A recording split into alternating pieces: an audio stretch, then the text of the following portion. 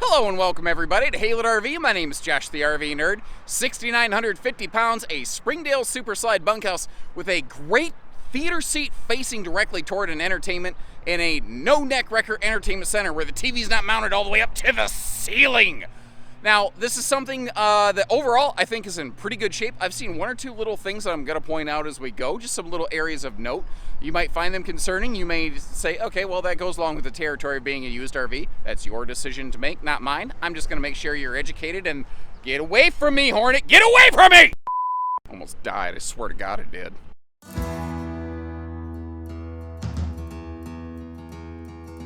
Now, my information regarding the previous ownership of this RV is actually quite limited, far more than it normally is. I just wasn't given the opportunity to get a lot of information on it. But we were a Springdale and Summerland dealer at the time that this RV was made, so I actually still know my way around it pretty darn well. This is a Springdale Limited series, which was this very interesting kind of in-betweener, where it was sort of a little bit of something of a more basic Summerland and a fancier Springdale kind of combined into one. There's little bits and pieces of both. Like a full Springdale at the time this was made had this nice vaulted roof to open everything up here. Very similar like what a Cougar or a Passport or a Bullet does over there, say an Outback, something like that. It also had a nicer theater seat set up right here that most stick-and-tin trailers in this size and this class didn't tend to have. Now, I've got one in the normal seating position, then I've got one fully inclined and reclined, since it is a wall hugger, just to kind of give you an idea. And it is kind of nice, like, you can really take a nice little midday summer snooze straight across from the TV here, and this is what I mean by no-neck wrecker. Now, a couple things. That TV can actually pivot around, which is kind of nice, so if you want to make it face the dining, you can. And this is what you're going to see in your theater seat. Imagine you just get to come in here, kick up your feet, take a little bit of a hot summer day break. It doesn't have a fireplace like you would often expect to see in a lot of trailers like this, but especially in a bunkhouse, the extra storage that's going to give us is kind of cool. Now, again, there's a couple little things I want to point out. One of the only points of concern I noticed on the inside of the RV is that the window treatments for both of the bunks were removed. Now, they weren't busted off. They were actually just, removed. And I haven't located them in the RV, so I'm not sure where they might be. They may just no longer be with us at this point. Some folks will do that on bunkhouses so the kids don't accidentally end up kicking the crap out of everything, Central air, by the way, central heat. This is also has an enclosed heated underbelly. So this is a good spring, summer, fall, maybe extended camper, a little bit early spring, a little bit late fall. Just kind of depends on, a little bit of what you're looking for in it.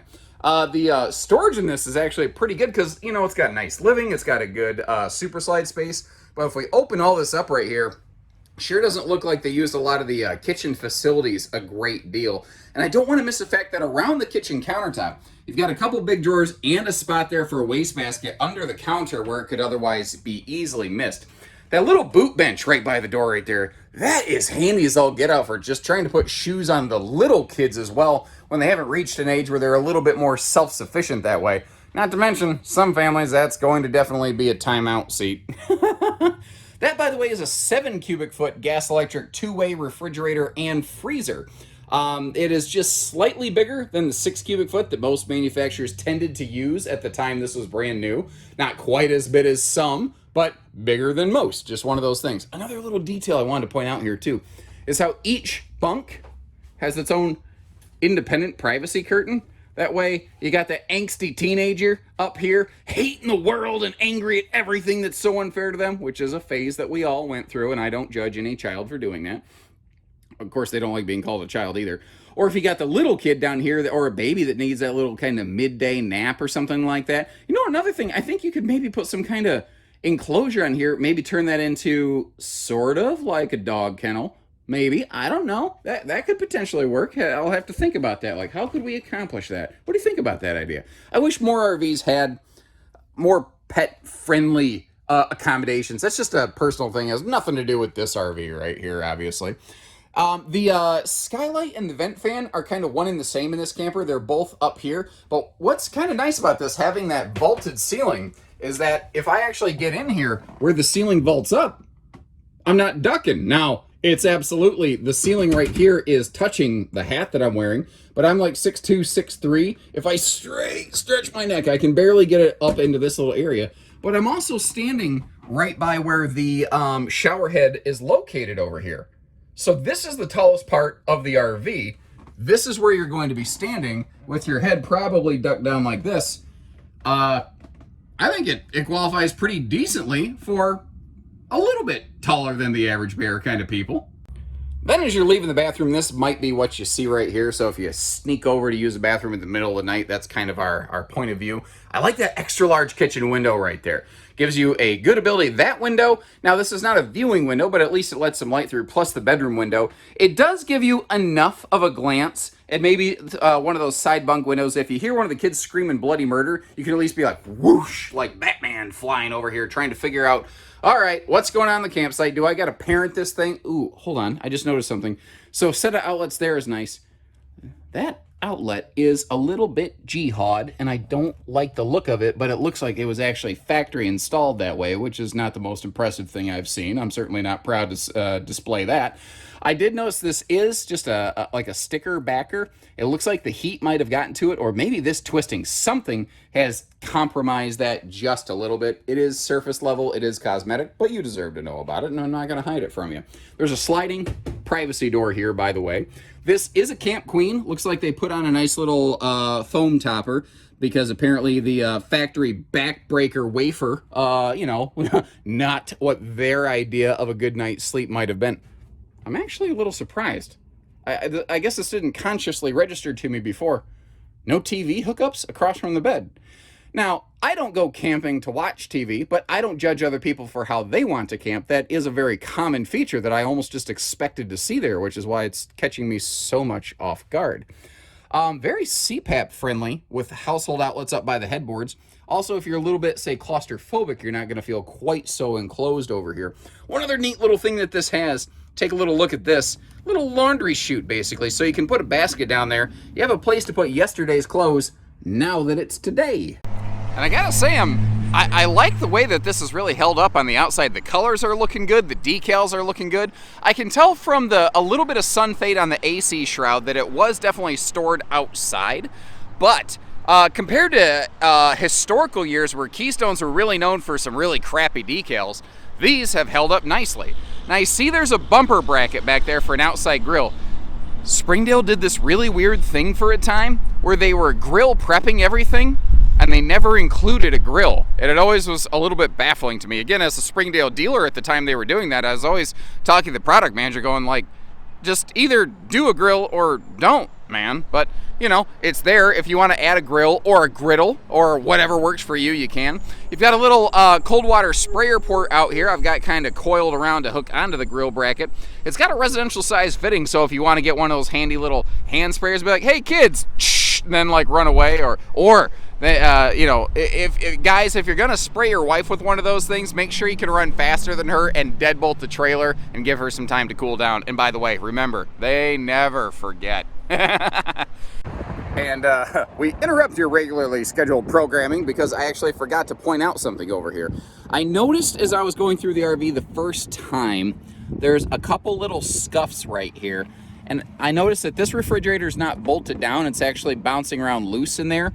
And then I got to noticing there's like, they put it up like on some kind of tiles or something here. I don't exactly know 100% what I'm looking at, but what I think is, because this is not swollen, that was my first thought. When I see stuff like this, I think, okay, there's been water on it. It's been swollen from water. I think the door was clipping this. The refrigerator door kept digging away at this. So they lifted the front of the refrigerator with this little tile stuff. And then I noticed this funky little spot down here that appears to just be, I don't know, some kind of rusty water thing. So I think it's possible, hold on. I think it's possible, because that looks clean. It's possible that maybe something got left in it that they forgot about. Maybe they didn't strap the door down for transit. Maybe the door jiggled on this. Maybe something dribbled on there and dried up. But I noticed the wood is not discolored. This is not swollen. That means that there was no significant amount of water here causing any real damage beyond just the cosmetics that we're seeing or any sort of rot. Apologies, I almost forgot to point that out. That's about one of the only little points of interest I've found on the camper. And they did this a little different. Rather than just an outside camp kitchen, it's almost like a little bit of a convenience center. Now, as we're backing up here, what I actually want to draw your attention to is down at those tires, because Springdale is one of the only stick and tin brands I have ever seen that did a wide stance stability axle system like a laminated trailer. And it's odd to me that even today, more stick and tin builders are not doing that, because it really does help. Basically, it'll cheat the wheelbase. It'll make the trailer feel like it's shorter than it actually is when you're towing it. It helps reduce a lot of sway and wiggle. It is not a substitution, though, for a proper hitching and anti-sway system. We've got outside TV hookups. That TV inside can be straight dismounted and moved outside to the left of the entry door right there. Good size power awning with LED lighting, and it's easy tilt arms, by the way. 30-pound propane tanks and a power tongue jack up front. The corner jacks are all manual, but with a, $6 hex nut adapter, you can go and be a NASCAR pit crew driver. But remember, it is important that you actually simulate those air gun sounds when you are using your 12 to 18 volt drill to operate your jacks. Your neighbors will thank you. They're like, wow, this person really knows what they're doing. I'm very impressed with their camping knowledge. You'll be like, thanks, Uncle Josh. Now, you notice there's a bunch of stuff down in here, including, it looks like hitching and anti-sway stuff, which is kind of cool. I don't see, is it in here? Yeah. I don't see where the hitch head is located. So there's a couple bars that go into those saddles and the anti-sway bar, but the actual hitch head that those mount onto does not appear to have come with the trailer. I don't exactly know the details behind that, but again, I don't exactly have 100% knowledge of the history of this RV at the time of this filming. Those are things that if you have questions on something like that, give our team a call and we can absolutely do a little bit more flat foot digging work for you to try to track all that down. Hot, cold, outside shower over here above the Stinky Slinky sewer station. And remember that you've also got that cold sprayer port over by the camp kitchen. Now, the roof on this is fully walkable, although it does not have a ladder. It's just one of those things that is just weirdly common within this classification of trailer, that stick and tin class. All right, so Southern Michigan murder hornets aside from the beginning of the video, what do you guys think? I think she's pretty darn sharp. I'd love to get some of your input. If you like what you see, click the like button on the video. If you appreciate the way that we pull no punches and we point out those little defects where we see them, hit that subscribe button. Support our family-owned and operated facility here. When you're ready, we're ready. Whether it's trades, financing, hitching, whatever. We'll get you camping, man. So take care, stay safe, have fun, and happy Haylett camping, everyone.